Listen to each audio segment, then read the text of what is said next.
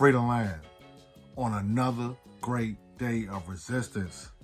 Today, I will be honoring and commemorating those great freedom fighters, those great African ancestors who chose to rise up on this date of Easter Sunday, 1817, in the southern plantations in the southern lands of Maryland, in the county of St. Mary's, where over 200 enslaved Africans would rise up against the capitalist state of Maryland and its government.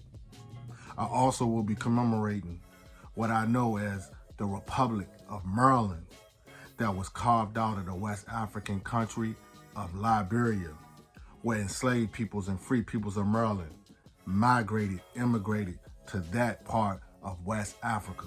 The history of the state of Maryland and its system of slavery, we know began in the early periods of times of the early 1600s when the British Empire was colonizing those lands. We also know the state of Maryland has heavy ties to Virginia because Maryland used to be a part of Virginia at one point in period of time.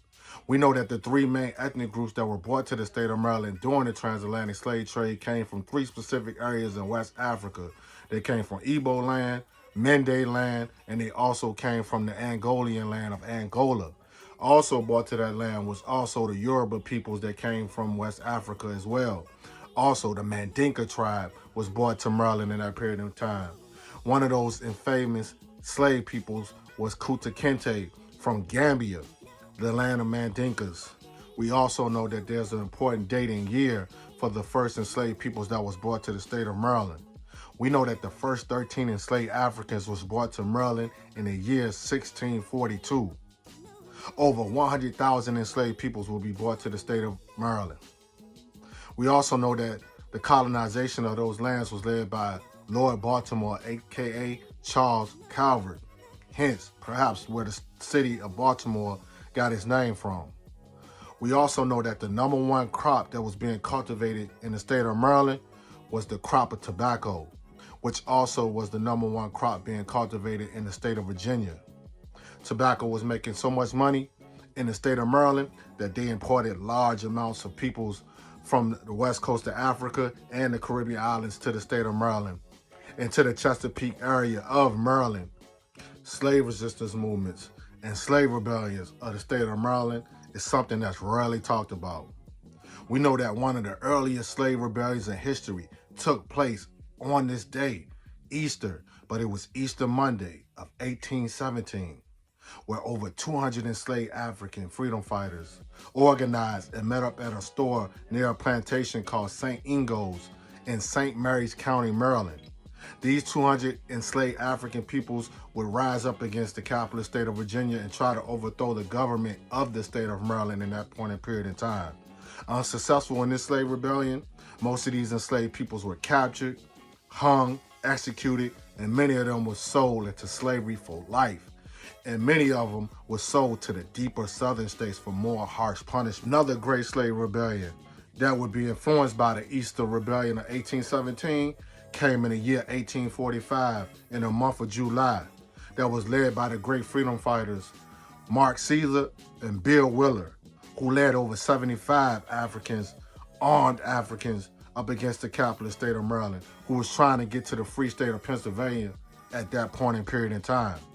We also know that these slave rebellions in Maryland had a heavy effect on the Civil War as well. Maryland would not succeed from the Union and join the Confederate States, but Maryland in the southwestern part and the southern part of Maryland were sympathetic to the Confederate States of Maryland that would spark more slave resistance and more slave rebellions in the state of Maryland. There was one more slave rebellion that inspired all these slave rebellions in the state of Maryland. We go back to the year 1739, where over 200 enslaved Africans was planning, plotting, strategizing to take over Prince George County, Maryland, that would lead to other several rebellions in the 1750s in Somerset County, Maryland. All these slave rebellions in Maryland has one thing in common with the struggle of black peoples and enslaved peoples in America, the struggle for independence and an independent nation, which leads to the Republic of Maryland, where the Colonization Society of Maryland would set up a mission to move enslaved African peoples back to the west coast of Africa, because so many slave rebellions and slave resistance was taking place in the state of Maryland and other parts of the deeper South.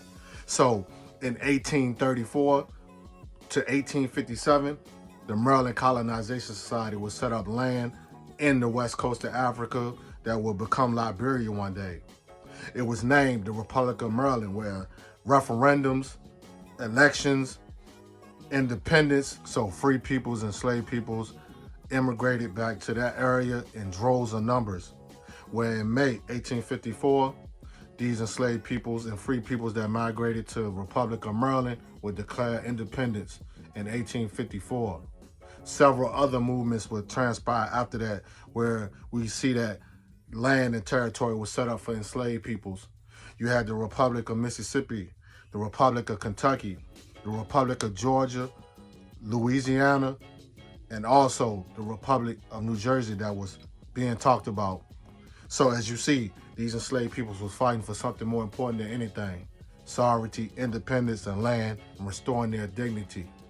So on this day, we honor those who rose up on Easter 1817 in the state of Maryland. Long live the resistance, long live the freedom fighters. Free the land by any means necessary.